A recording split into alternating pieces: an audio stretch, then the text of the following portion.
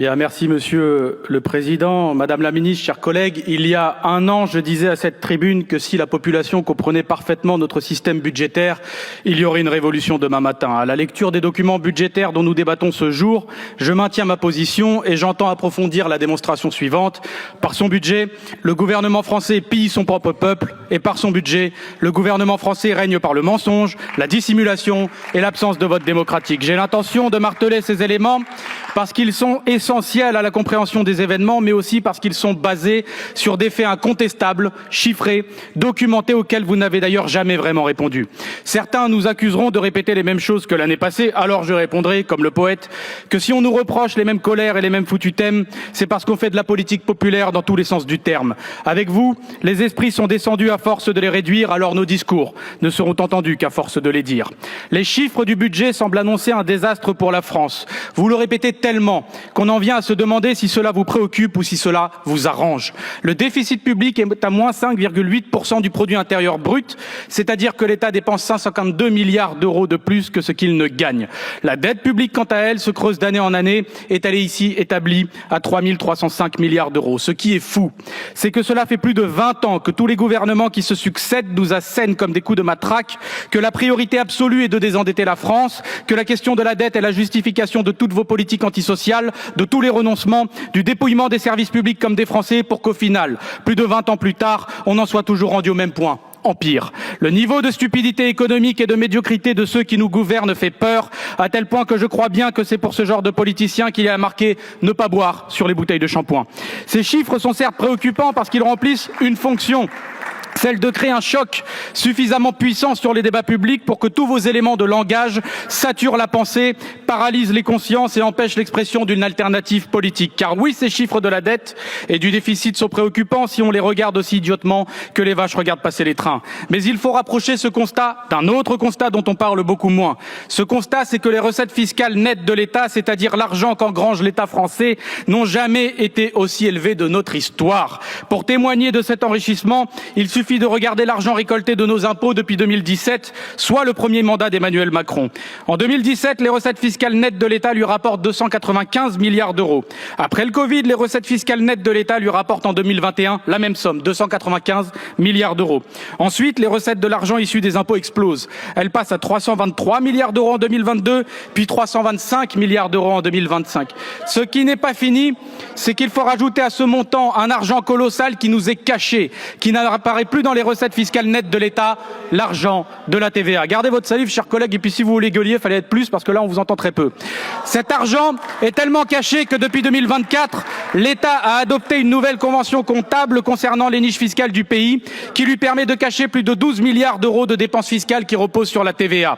Cette convention comptable a même été dénoncée par la Cour des comptes, car elle réduit le montant des dépenses fiscales de l'État en les faisant passer de 23 milliards d'euros à l'origine à seulement 11 milliards d'euros. Ces niches fiscales sont désormais disparues. Aussi introuvable qu'un macroniste ou un lepéniste lorsqu'il doit s'opposer au génocide à Gaza.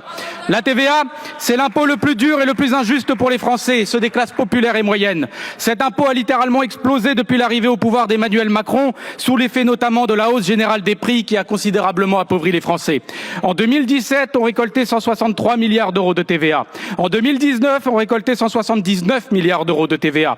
En 2021, on récoltait 186 milliards d'euros de TVA pour arriver en 2024 à 212 milliards d'euros de TVA et on s'attend à 222 milliards d'euros de TVA en 2025. Et pourtant, les documents budgétaires qui nous indiquent aujourd'hui que l'État n'a engrangé seulement que 96,8 milliards d'euros d'issus de la TVA. Il manque donc dans les documents budgétaires de l'État la somme de 115 milliards d'euros de la TVA, soit les 2/3 du déficit public français de l'année 2024. Où est passé l'argent de la TVA? J'ai déjà eu l'occasion de l'expliquer, je vais le refaire tant il s'agit d'un scandale d'État. Sous Emmanuel Macron, l'argent de la TVA a été détourné massivement du budget de l'État. Avant Emmanuel Macron, de 2013 à 2018 par exemple, l'argent de la TVA allait quasiment à 100% dans les poches de l'État français. Seule une toute partie allait vers la sécurité sociale dans des proportions faibles. L'argent transféré par l'État vers le budget de la Sécu ne représentait que 5 à 10% du produit total de la TVA. Pour donner une image, pour 100 milliards d'euros de TVA récoltés, 5 à 10 milliards d'euros partaient vers la Sécu. À partir de 2019, les transferts de TVA explose. D'un coup, l'État se met à transférer 46 milliards d'euros d'argent de la TVA vers la sécurité sociale. De ce fait, 26% du produit de la TVA a migré d'un coup vers la Sécu. Et depuis cette date, les montants des transferts explosent. On passe à 53 milliards d'euros de TVA transférés à la Sécu en 2021, puis à 57 milliards d'euros transférés en 2022. Et pour l'année 2024, nous en sommes à 58 milliards d'euros de TVA transférés. La raison de ces transferts est tout aussi scandaleuse. Elle est révélée dès 2019 par la Cour des comptes qui évoque dans son rapport sur les recettes fiscales de l'État, je cite, l'affectation aux administrations de sécurité sociale d'une nouvelle fraction importante de TVA, prenant principalement en charge le coût des baisses de cotisations sociales décidées en contrepartie de la suppression du crédit d'impôt pour la compétitivité et l'emploi. L'État français a donc fait porter à la sécurité sociale le poids d'une politique destinée aux grandes entreprises en la forçant à se priver de milliards d'euros à cause des exonérations de cotisations. Mais pour éviter l'implosion d'une sécu sociale privée de cotisations, le gouvernement a fait financer ses cadeaux aux entreprises avec l'argent de la TVA. L'argent issu de l'impôt le plus injuste est donc directement aspiré par l'État pour le redonner immédiatement au grand patronat. La conclusion est simple, elle est sans appel. Les gouvernements sous Emmanuel Macron nous imposent depuis plusieurs années une TVA sociale de 5 points de PIB tous les ans, sans débat, sans vote sur le sujet. Mais ce n'est pas tout. On a parlé ici d'une TVA sociale de 60 milliards d'euros, mais il ne manque pas 60 milliards d'euros de TVA, comme je l'ai dit, qui sont volatilisés. Il en manque presque le double en 2024. Il manque 115 milliards d'euros. Donc il y a encore plus de 50 milliards d'euros de TVA à retrouver, et on les a retrouvés dans ce texte. Il s'agit d'un transfert de 53 milliards d'euros de TVA aux collectivités locales en 2024, et ce pourquoi ? Pour là aussi compenser des cadeaux fiscaux faits, encore une fois, aux grands groupes avec la fin de la CVAE et pour compenser aussi la fin d'un impôt qui touchait certes en partie la classe moyenne, mais surtout les Français les plus riches. Cet impôt, c'était la taxe d'habitation. La conclusion est simple, elle est sans appel. Les gouvernements sous Emmanuel Macron nous imposent depuis plusieurs années non pas une TVA sociale, mais quelque part 2 TVA sociales pour un montant de plus de 110 milliards d'euros en 2024. Et il y a un enseignement d'une importance capitale, une leçon s'il fallait en retenir une, extrêmement importante dans ce que je dis qu'il faut retenir. Sauf quand il s'agit des plus riches avec la fin de l'ISF notamment, j'y reviendrai, les baisses d'impôts sous Emmanuel Macron n'existent pas. Les baisses d'impôts sous Emmanuel Macron sont un mensonge. Parce que ce soit la taxe d'habitation, que ce soit la cotisation sur la valeur ajoutée des entreprises, que ce soit les exonérations massives de cotisations sociales, tous ces impôts ont été compensés, ils n'ont pas disparu, ils ont été payés. Ils ont été payés par les Français via leur impôt principal qu'est la TVA. Et par conséquent, il n'y a pas eu de baisse d'impôts, il y a eu une reconfiguration de ces impôts et donc une reconfiguration de qui payait ces impôts. Et c'est là le plus scandaleux, c'est là qu'est organisé le pillage, c'est là que s'explique à la fois le dépouillement de l'État mais aussi l'appauvrissement généralisé et la destruction de nos services publics. Quasiment toutes les baisses d'impôts décidées par Emmanuel Macron ont été payées en réalité par un impôt sur la consommation de la masse des Français, des classes populaires et moyennes. Quasiment toutes les baisses d'impôts à destination des multinationales et les plus riches ont été payées argent comptant par la masse des Français via l'impôt le plus injuste qui existe. Même la fin de la taxe sur l'audiovisuel public, plus connue sous le nom de redevance télé, que le gouvernement a présenté comme un petit coup de pouce pour le pouvoir d'achat des Français, a été compensée aussi par l'argent de la TVA. Et le pire là-dedans, c'est que nous avons face à nous des dirigeants comme le Premier ministre Bayrou qui osent nous évoquer l'idée d'une TVA sociale, mais il faudrait dire d'une nouvelle TVA sociale, d'une 3e TVA sociale, pour faire encore partir notre argent en fumée dans des politiques qui ne ramènent rien de bon pour ceux qui sont dans le besoin et qui vampirisent tout pour ceux qui vivent déjà dans l'abondance. Comment s'étonner alors que notre société s'engouffre dans l'instabilité politique et sociale? Comment peut-on encore rester les bras croisés et s'étonner qu'en définitive, la colère dans le pays augmente aussi vite que les prix dans les Outre-mer? Alors on nous répète partout pour justifier ce cambriolage destructeur, car oui, c'est un cambriolage où vous feriez passer Spadjari ou Mesrine pour des amateurs. On nous répète partout que vous comprenez, les plus riches font tenir la France, c'est eux qui font tourner le pays en payant le plus d'impôts et blablabla. Et pourtant, la vérité est la suivante. D'une, l'impôt sur le revenu n'est clairement clairement pas la première source d'impôt en France, c'est la TVA. Mais d'autre part, les plus riches, on le sait, ont été bien épargnés par les impôts sous Emmanuel Macron, avec la transformation de l'impôt sur la fortune en IFI, c'est moins 4,5 milliards d'euros de recettes pour l'État selon France Stratégie en 2023, ou la flat tax qui représente 1,8 milliard d'euros pour le budget selon le projet de loi de finances 2022. Mais surtout, même après ces baisses d'impôts ciblées sur les plus riches, l'infamie continue, puisqu'une note du Trésor de 2024 nous apprend que sur une année comme l'année 2023, tous les Français ont payé plus d'impôts sauf les plus riches. Je répète, tous les Français ont payé plus d'impôts sauf les plus riches. En 2023, l'impôt net des 10% les plus aisés a reculé de 0,1% et leur taux d'imposition réel passe de 17,5 à 15,2%. Pourquoi tout le monde fait un effort pendant que les 10% les plus aisés restent sur les bancs à regarder? Tout simplement car les riches payent, dans l'absolu, peut-être un peu plus d'impôts, mais parce que c'est aussi eux qui bénéficient le plus des dispenses d'impôts, même aujourd'hui, même après tous les cadeaux qu'on leur a fait.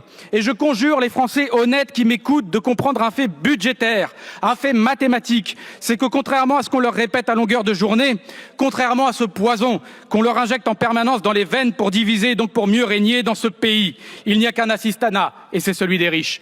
Et je vous donne 2 exemples pour que vous puissiez réaliser. Aujourd'hui, on a un crédit d'impôt assez connu, le crédit d'impôt pour l'emploi d'un salarié à domicile. La Cour des comptes nous dit que c'est la 2e niche fiscale de l'État. L'État donne en effet de l'argent pour aider les familles qui emploient du personnel de ménage notamment, et ça coûte 6,7 milliards d'euros à l'État.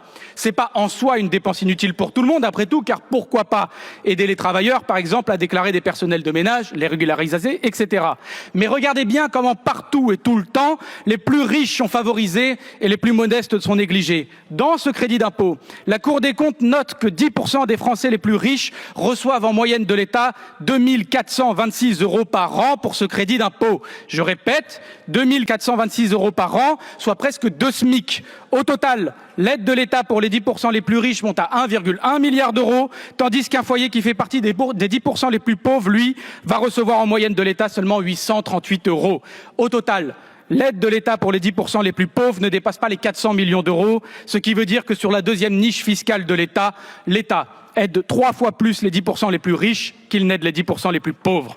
Autre exemple, l'abattement fiscal de 10% sur les pensions de retraite. Ça, c'est la 3e niche fiscale de l'État qui nous coûte 4,8 milliards d'euros en 2024. Là aussi, on peut se dire c'est une niche fiscale qui pourrait aider nos retraités les plus en difficulté. Eh bien, là aussi, cette aide de l'État profite peu aux plus pauvres et beaucoup aux plus riches. La Cour des comptes nous apprend ainsi, je cite, « Le bénéfice par ménage est ainsi de moins de 8 euros par an pour les 30% les moins aisés, contre plus de 900 euros par an pour les 10% des ménages les plus aisés. » Donc, les 10% des ménages les plus aisés captent 30% du coût de cette dépense fiscale et donc 1,4 milliard d'euros. Voilà le résultat de ce qui s'appelle une politique de classe menée avec intensité, avec férocité à tous les niveaux de notre société. Et c'est précisément parce qu'il s'agit d'une politique de classe que ce gouvernement qui veut sabrer toutes les dépenses publiques, qui s'en prend à nos fonctionnaires, qui refuse d'investir dans la transition écologique, qui s'oppose à toute augmentation de salaire et des minima sociaux et qui laisse notre économie en souffrance, c'est précisément parce que c'est une politique de classe que ce gouvernement n'ira jamais chercher d'économie sur sa propre classe sociale, les grandes fortunes et les plus fortunés. Évidemment,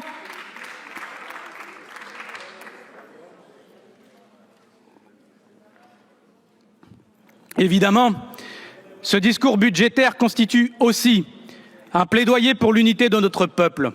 Car nous sommes bien conscients qu'à mesure que les richesses nationales sont aspirées par le pouvoir en place, à mesure qu'elles diminuent, à mesure que les services publics s'effondrent, à mesure que les frustrations s'accumulent dans les cœurs faute de moyens et que la rancœur grandit dans les foyers, le racisme vient jouer son rôle, celui de désigner des coupables à portée de main alors que le pouvoir est, lui, si lointain. Le racisme vient proposer à ceux qui ont l'impression que leur vie leur échappe, à ceux qui ont l'impression de disparaître, ce racisme vient leur proposer d'exister à nouveau, mais en écrasant les autres. Nous proposons, appuyés par les faits budgétaires que j'ai présentés, non pas de vivre sans colère, mais de la canaliser et de la rediriger là où elle doit être redirigée, vers l'État et vers ceux qui nous écrasent. Car bien sûr, il y a de la colère dans mes propos, mais comment rester sage vu l'état de la France que l'on nous propose? Car quand bien même le gouffre entre les Français semble immense tellement il a été creusé, sans discontinuer par des responsables politiques et médiatiques aussi cyniques que besogneux, Il y a bien une chose de commun entre tous les Français, ce sont les puissants qui nous harcèlent. Car collègues, prenez conscience de la colère que votre politique va créer et est en train de créer. Car l'humiliation est puissante et elle peut galvaniser des millions de gamins aux rêves subtilisés. Bien sûr, avec les œillères qui sont les vôtres, vous verrez cet appel à un retour à la paix sociale comme une perturbation, mais après tout, qui peut prétendre faire de la politique sans prendre position? Nous connaissons vos méthodes. Ces derniers temps, vous dissimulez votre violence en parlant de nous et en vérité de millions de Français qui contestent comme d'une meute de chiens déchaînés. Mais si la seule négociation avec vous concerne la longueur des chaînes de nos voisins, demandez-vous comment les Français ne finiront pas par vous mordre si vous les traitez comme des chiens.